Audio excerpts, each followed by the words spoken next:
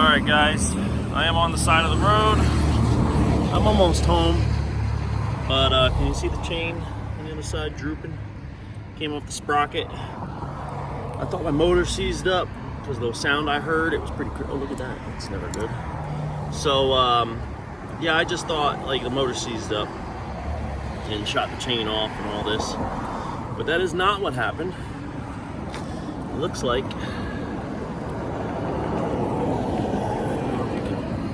see that for sure. You see it? It's way worse than I can show. I gotta lift it up to show you, but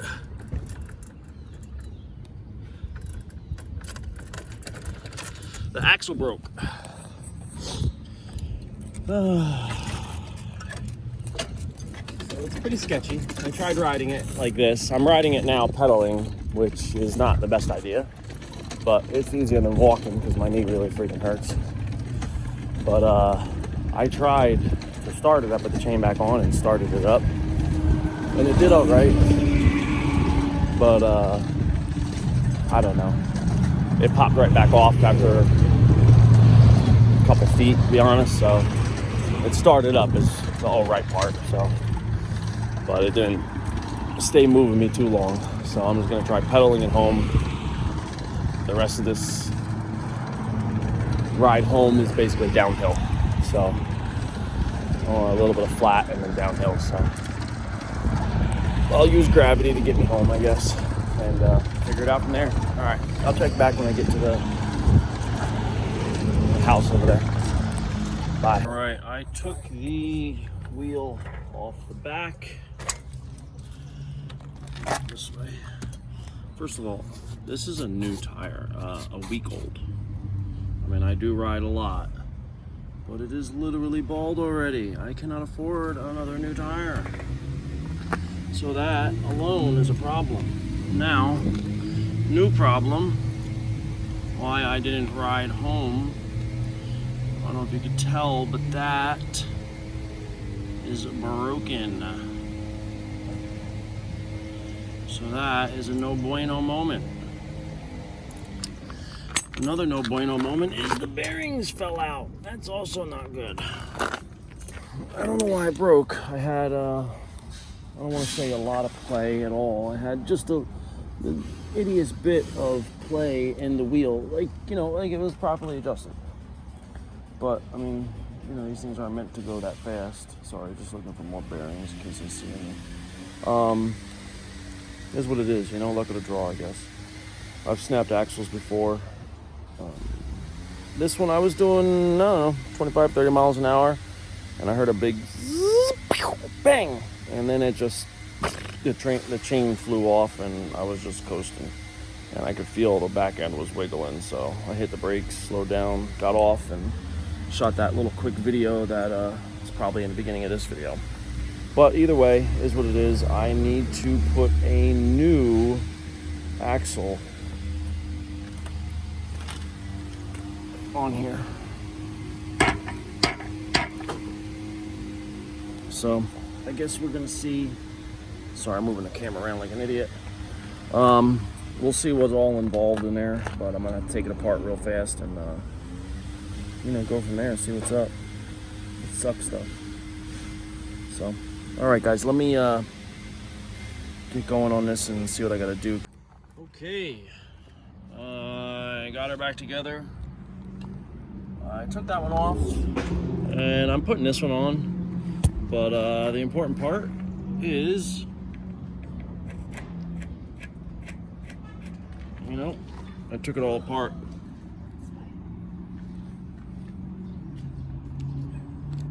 Let me see if I can. I can't get it off now, but either way, underneath is all nice and lubed up, all purty. Again, even though it was lubed up when I put this wheel on, but that's okay. At least I was able to keep this rim and everything and whatnot, so that's good. And I still have the other spare rim for Heather's bike, since the spoke, one of the spokes like this one or this one I think on her bike is broken, and I'm gonna have to replace it.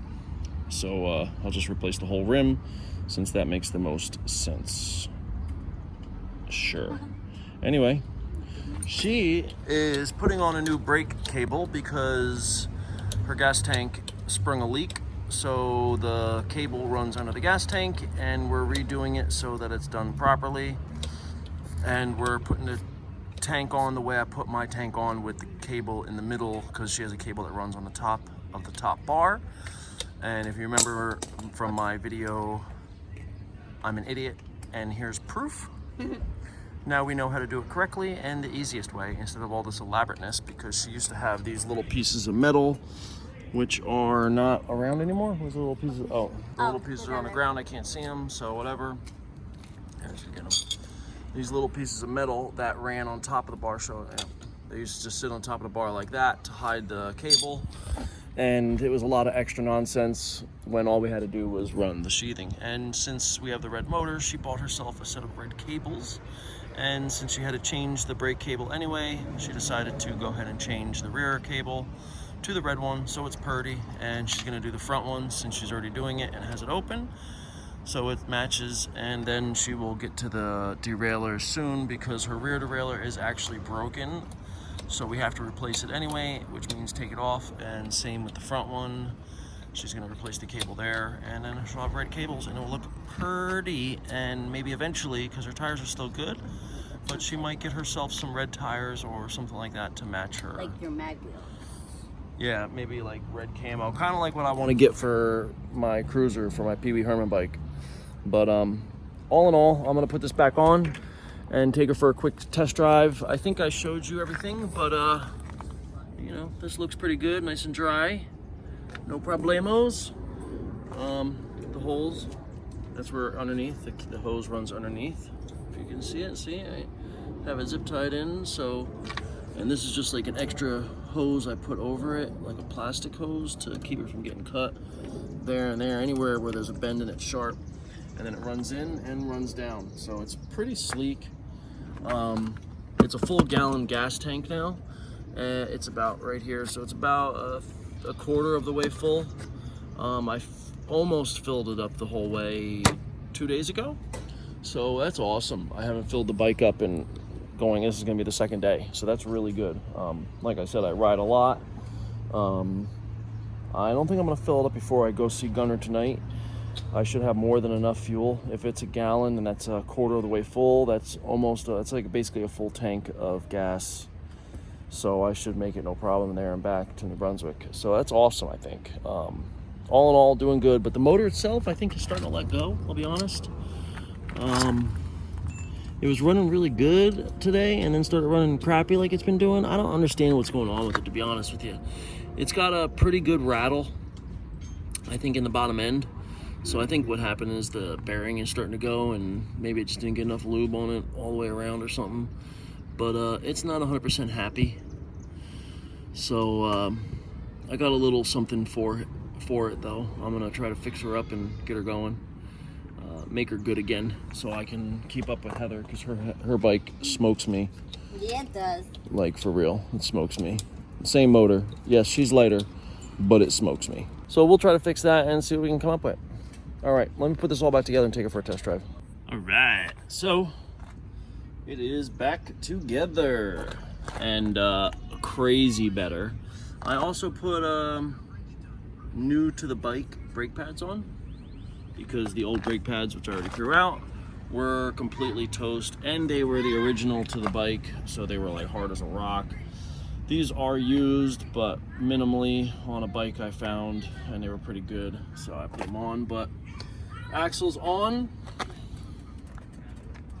no wiggle, sounds good, happy with it. All right, guys, I know I've been saying I'm gonna get to the black motor and rip it apart, and I'm gonna, but this. Oopsie. This is my old yd100. This is a new yd100 piston. That is the mark, etching there. That is the mark for the skirt. It's a new piston. This is a new cylinder head. I don't know if you can see down there on the right. Let's see if I can get that light in there just right. See down there on the right. Boy, come on, focus. See the mess? There's like sand or something in there. It's weird. It's hard to focus, to get the focus on it, but there, see on the rims right next to that shiny part and then the cylinder wall? All that right there, see that there? It's like a sand or something. So, side note, if you get one of these, make sure you take it apart and clean it, just in case. Anyway, I'm hoping this will work because I need more power on my daily. Yeah. So, I'll keep you posted on what happens. You already know that. So guys, I didn't really video this because I just started doing it late night and didn't really video it. It was just late. But I took my old YD bottom and put a new piston, top end, all that up on here. I still haven't tightened this down yet. I don't think you'll be able to see down in there. Definitely can't. I skirted the piston, opened the intake up. I may have opened the exhaust up slightly. Either way, I figured why not. I have a little fun. See what I come up with. All right, I will talk to you later. All right, guys, what is going on? Sorry about the poor lighting, but that is neither here nor there. So today on Johnny's crazy world of what he does, on Johnny's Motorized Bicycles, today on Johnny's Motorized Bicycles, there's a couple things. One, don't forget to run over to the Facebook group and join, please. That would be awesome. We could all talk and discuss nonsense and our builds and stuff. We have a lot of people in there already talking. Glenn, you're one of my favorite people to chat with. He's got a pretty cool yd100 himself. He just got a 28mm carb. He's got about a 500-600 foot elevation where he lives, and the bigger carb, more air is definitely helping because the air is thinner, I'm guessing, where he is.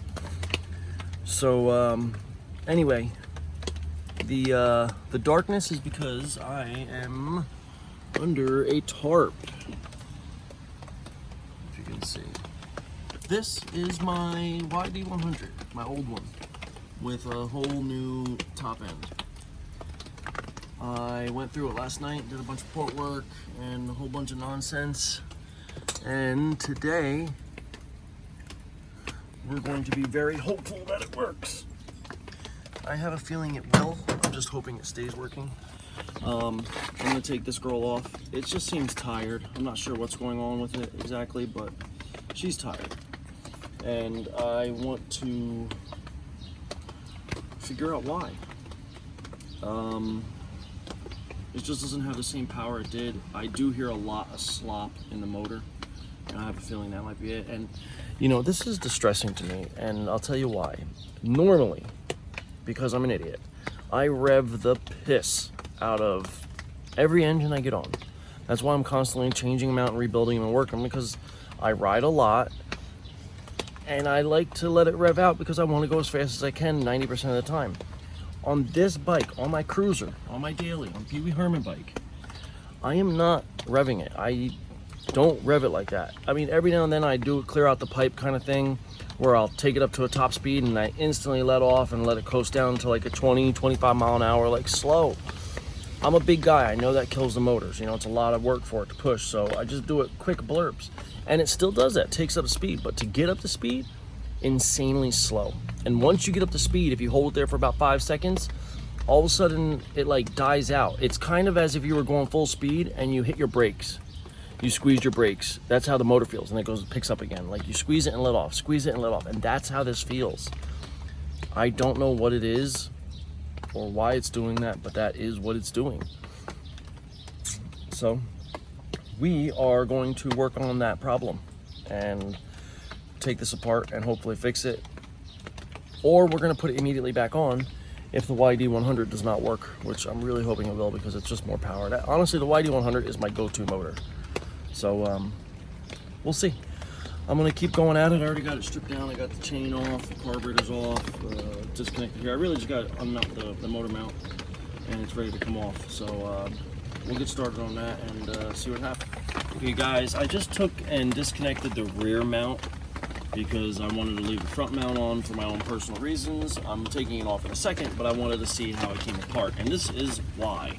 Now, when I put this on, I swore, I made sure, and that's not even all the way, I made sure it was together tightened, you know what I'm saying? Like, and my bike was vibrating like crazy, and I thought it had to do with the loss of power, but I don't think so, because my wife's bike is butter smooth unless you go really high in the RPMs. Look at the gap.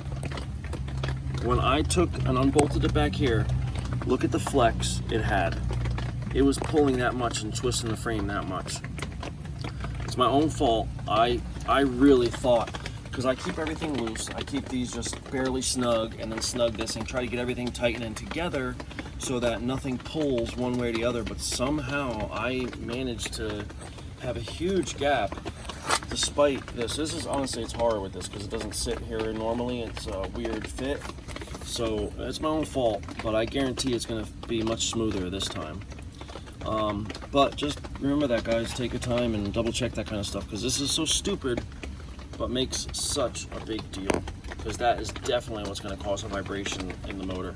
I mean, granted, there's many other things that can cause it, but considering this is only a little basic stock 80 with a little bit of port work and how smooth my wife's is, I really think this is the culprit, because anytime you have the motor pulling the frame in a weird way, it vibrates because it's fighting itself, so to speak. So just wanted to share that with you. All right, let me get this front mount off and transform it over, or transfer